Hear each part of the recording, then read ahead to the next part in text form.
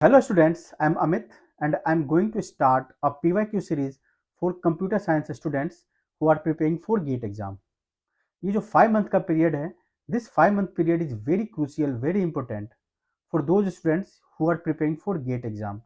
क्योंकि इस 5 मंथ के पीरियड में आपको अपने कॉन्सेप्ट्स रिवाइज भी करने हैं और जो भी अनक्लियर कॉन्सेप्ट्स हैं उनको क्लियर भी करने हैं। तो इस केस में प्रीवियस ईयर क्वेश्चन को अगर हम टारगेट करें then this is the one of the best approach to revise the concept और टू अंडरस्टैंड द कॉन्सेप्ट अगर आपका वो कॉन्सेप्ट क्लियर नहीं है तो।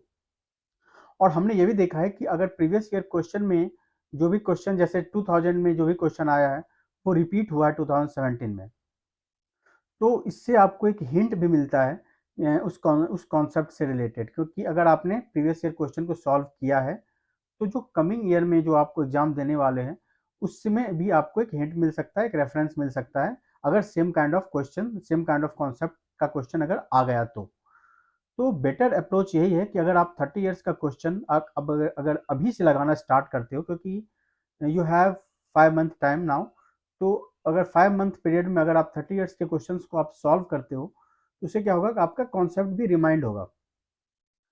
तो इसके लिए हमने आप मॉनिटर पर देख सकते हो कि I have written 9-10 subject, programming, C, data structure, operating system till computer design.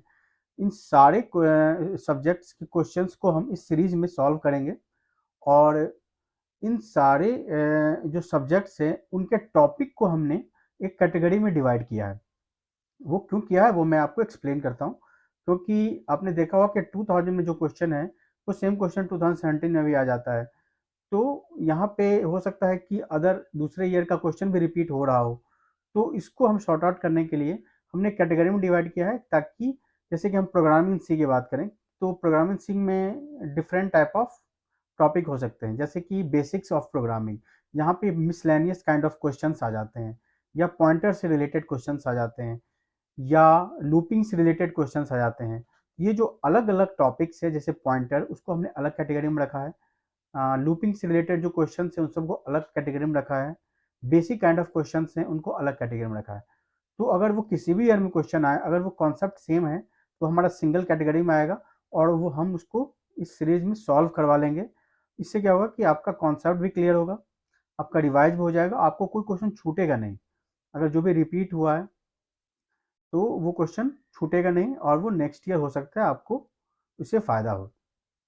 इसी तरह से हमने सारे टॉपिक में, सारे सब्जेक्ट में हमने ऐसे ही किया है, कैटेगरी में डिवाइड करके, ताकि प्रॉपरली हम सारे कॉन्सेप्ट को रिवाइज करवा सकें। ठीक है, तो हम नेक्स्ट सेशन में, नेक्स्ट वीडियो में हम प्रोग्रामिंग सी पे बेस्ड क्वेश्चंस सॉल्व करेंगे। ठीक है, जिसमें कि हमारा जो पहला कैटेगरी होगा वो बेसिक्स ऑफ प्रोग्रामिंग होगा या मिसलेनियस प्रोग्रामिंग होगा, उसके क्वेश्चंस देखेंगे।